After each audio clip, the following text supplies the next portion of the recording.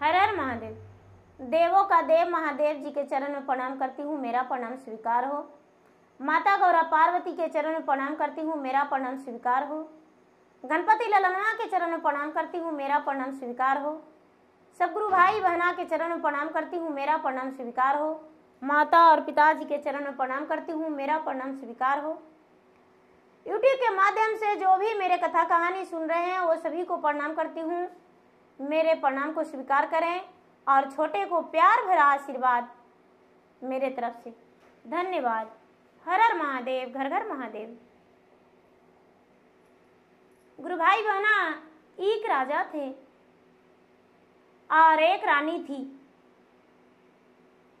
राजा जो थे कोई दान पुण्य नहीं करते थे, कोई पूजा पाठ नहीं करते थे। रानी भी कोई पूजा पाठ नहीं करती थी। खाते समय भी उनका हाथ से एक अन्न नीचे नहीं गिरता था, नहीं तो गौ के भोजन में भी उनका एक अन्न जाता था, नहीं तो कोई पक्षी के। राजा के द्वार पे एक पीपल का पेड़ था और पीपल के पेड़ पर एक गरवैया रहती थी, पक्षी का जोड़ा। ऐसे तो हजारों पक्षी उस पे रहते थे, लेकिन चिड़िया जो थी एक गरवैया और एक उनकी पत्नी, दोनों अपने घोंसले में।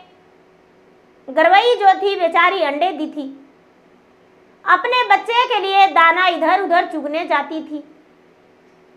प्रतिदिन राजा के छत पे, राजा के द्वार पे, राजा के चारों तरफ घूमती थी कि इतना बड़ा राजमहल है, इस राज में इतना धन संपत्ति वाला कोई नहीं है, लेकिन फिर भी एक दाना यहाँ पे मुझे नहीं मिलता है। आखिर क्या कारण है? कुछ तो कारण होगा, कोई कारण होगा जो कि ये दाना मुझे नहीं देता है। इसके आसपास में कोई दाना दिखाई नहीं देता है। गुरु भाई बहना, बेचारी पक्षी रानी प्रतिदिन चारों तरफ घूमती थी और अपने चिड़ा से बातें की कि हे चिड़ाराज, आखिर पूरे नगर में जाते हैं तो चारों ओर दाना मिल जाता है, ई राजा के राजमहल के आगे पीछे मुझे दाना क्यों नहीं मिलता है? चिड़ा उसके बोले कि ये चिड़ी रानी, ये बात को रानी से पूछो। बेचारी चिड़ी रानी के आगे पीछे घूमती थी। रानी को दया लगता है कि ये चिड़ी भूखी है। चिड़ी अपना भाषा में कहती थी, पूछती थी कि क्या आपको संतान नहीं है? लेकिन बेचारी रानी समझ नहीं पाती थी। वो थोड़ी सी दाना देने लगी और चिड़ी रानी दाना खाने लगी।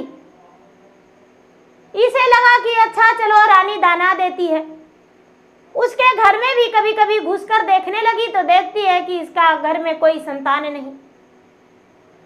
चिड़ी सोचती है कि चलो हम इसका भोजन तो कर रहे हैं अन्न का, लेकिन इसका घर में एक संतान हो जाता तो और मुझे दाना मिलता। एक दिन अपने पति से चिड़ा से कहती है कि पिया जी, आप मेरे दोनों बच्चे का अच्छे से देखभाल करिएगा, रखवाली करिएगा, इसे दाने लाकर दीजिएगा, समय समय से भूखा मत रखिएगा। कुछ दिन के लिए हम जा रहे हैं दूसरे जगह। चिड़ी जो थी उड़ान भर ली और उड़ान भर के चलते चलते उड़ते पहुंच गई भोलेनाथ के शरण में, कैलाश पर्वत पे, जहां महादेव बैठे हुए थे, लीन हो गए थे तपस्या में, भगवान का अपने गुरु का ध्यान लगाए हुए थे और पार्वती उनके पास बगल में बैठे हुए थे।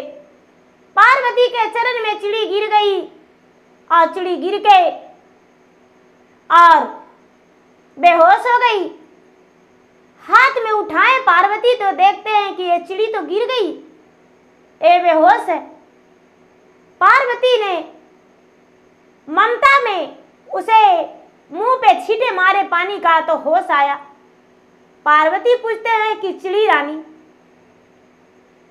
मेरे पास आई हो चल के, कहां से आई हो? चिड़ी कहती है क्या कहूं माता, मुझसे कहा नहीं जाता है, मैं बहुत दूर से चलकर आया हूं। मैं तो प्रेम नगरी से आया हूं। प्रेम नगरी में एक प्रेम नाम का राजा है, लेकिन उसके दिल में थोड़ा सा भी प्रेम नहीं है। प्रेम नगरी में उस राजा का नाम प्रेम है, लेकिन प्रेम उसके पास नहीं, दया नहीं है। किसी को दान पुण्य नहीं करता है, पूजा पाठ नहीं करता है, अन्नदान नहीं करता है, भिखारियों को भिक्षा नहीं देता है। उनकी रानी भी बड़ी कठोरता के साथ रहती है, लेकिन क्या करूं, मुझे भोजन देती है, उसका एक भी संतान नहीं है। माता आप उसे एक संतान दे दीजिए। कहते हैं कि चिड़ी भोलेनाथ से पूछते हैं क्या उसके भाग्य में संतान है या नहीं। जब भोलेनाथ अपने ध्यान से लीन हुए, टूटा उनका ध्यान, तो पार्वती बड़े विनती के साथ कहने लगे कि हे महाराज, हे स्वामी, एक चिड़ी बड़ी दूर से आई है, एक दूसरे के लिए बातें लेकर। मैं तो आज तक ऐसा किसी को नहीं देखा कि इतना कष्ट दूसरे के लिए करे। एक राजा के पुत्र के प्राप्ति के लिए आई है। हे स्वामीनाथ,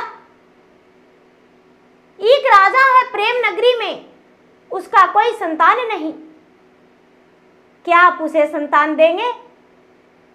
भगवान भोलेनाथ कहते हैं कि उसका अंश में कोई संतान नहीं है। ये बात सुनकर चिड़ी फिर से बेहोश हो गई। फिर से पार्वती माता मुंह पे छींटे मारते हुए उसे होश लाए और कहते हैं कि धीरज धरो चिड़ी, हम भगवान से विनती करते हैं। भगवान से विनती माता पार्वती किए तो भोलेनाथ कहते हैं ठीक है, उसका पुत्र होगा। ठीक है चिड़ी रानी जाओ, लेकिन राजा पूजा पाठ, दान पुण्य, व्रत त्योहार सब करेगा, उसके बाद ही उसका पुत्र जीवित रहेगा, और नहीं तो उसका पुत्र दीर्घायु नहीं होगा, अल्प आयु होगा, कम आयु वाला होगा। चिड़ी कहती है कि महाराज ऐसा पुत्र उसे दीजिए कि हजारों वर्ष हो जिए, और हम राजा रानी को मनाएंगे पूजा पाठ करने के लिए।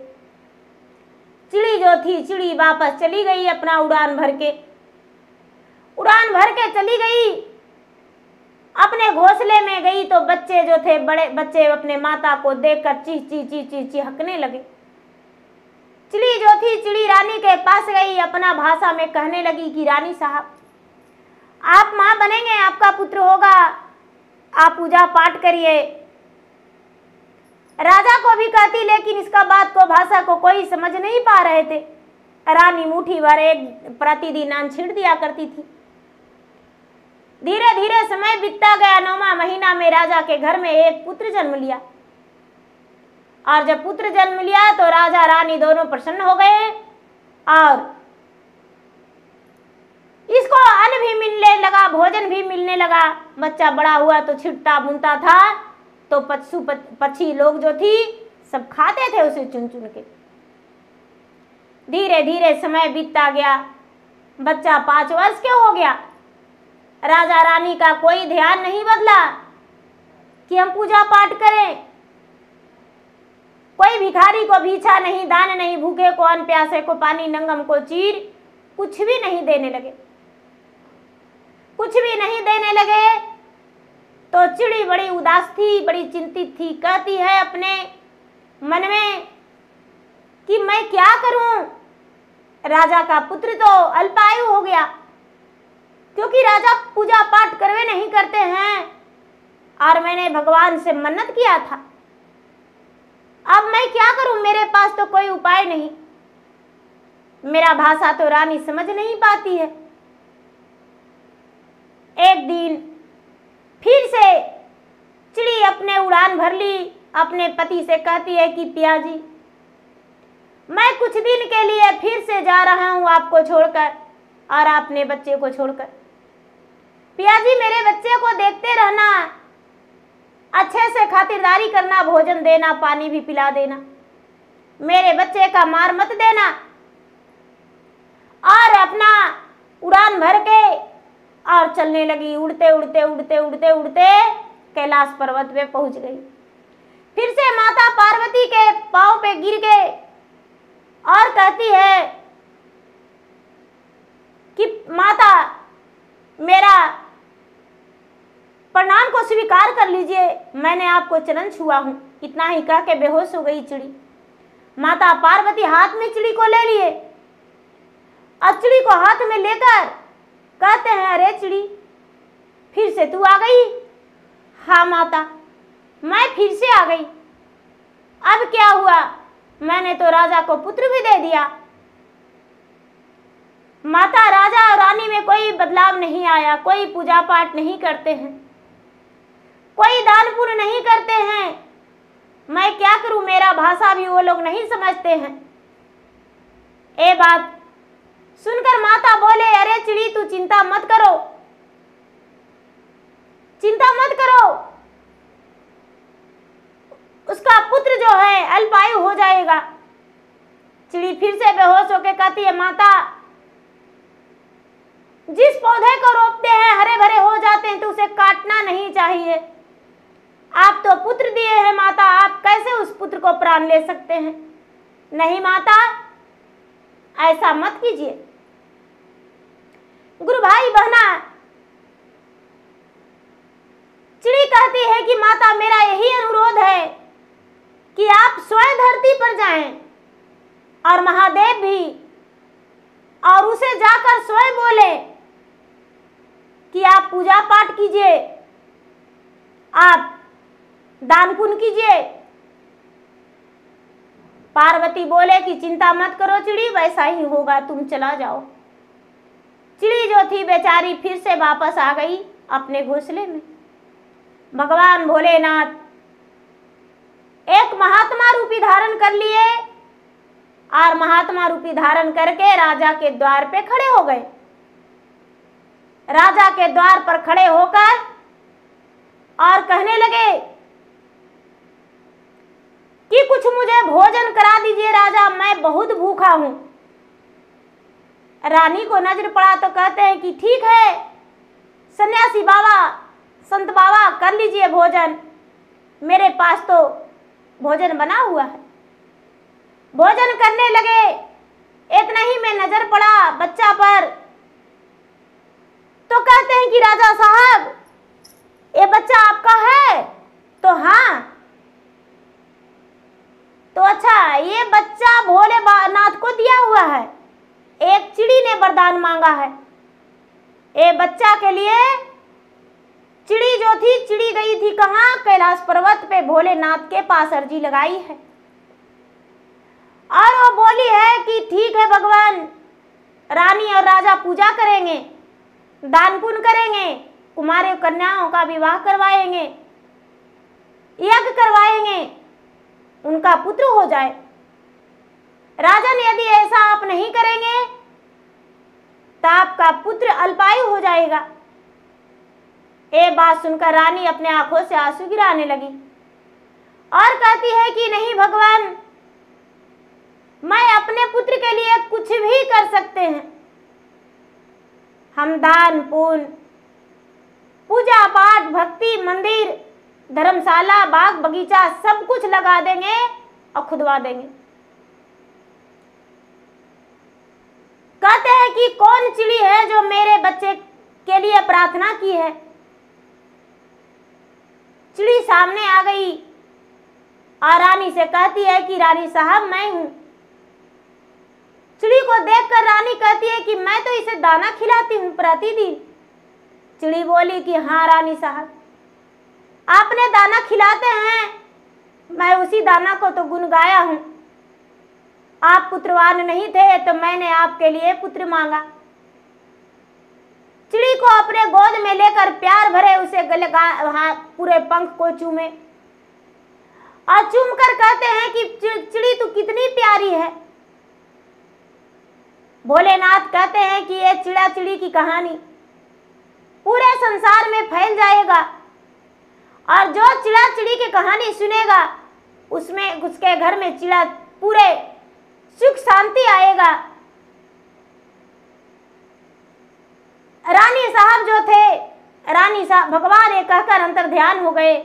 रानी साहब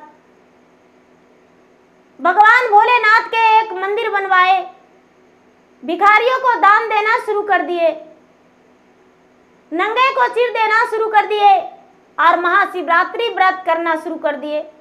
सावन मास, पूरी सावन मास में भगवान भोलेनाथ का बेलपत्र चढ़ाना शुरू कर दिए, जल चढ़ाना शुरू कर दिए, माँ दुर्गा का पूजा पाठ करना शुरू कर दिए, हर पर्व, हर व्रत, हर त्योहार करना शुरू कर दिए। पूर्णिमा के दिन राजा रानी दोनों उपवास रहते थे। चिड़ा चिड़ी के नाम से थोड़ी सी भोजन निकाल दिया करते थे। चिड़ा चिड़ी प्रेम से भोजन कर लिया करते थे। हर पूर्णिमा के दिन राजा के घर में मीठा भोजन बनने लगा और मीठा भोजन करने लगे। राजा रानी का जीवन सुखी बीता और खुशी बीता। राजा का पुत्र जो था दीर्घायु हो गया। राजा का पुत्र लंबे आयु वाला हो गया, हजारों वर्ष उसका उम्र हो गया और राजा का घर में कोई प्रकार का कोई दुख नहीं, सुख शांति मिला। तो गुरु भाई बहना, ये चिड़ा चिड़ी की कहानी है। चिड़ा चिड़ी जो है वो एक इंसान के लिए भगवान से कितना भक्ति किया और भगवान से प्रार्थना करके इंसान के लिए पुत्र मांगा। तो गुरु भाई बहना, मेरा वीडियो अच्छा लगे तो मेरा वीडियो का लाइक करें, शेयर करें। चैनल पर यदि नए हैं तो चैनल का सब्सक्राइब करें, बेल आइकन घंटी को दबाएं, जो कि मेरा वीडियो का नोटिफिकेशन सबसे पहले आपके पास जाए और आप मेरा वीडियो का सुन सके, देख सके और लाभ उठाएं। धन्यवाद। हर हर महादेव, घर घर महादेव।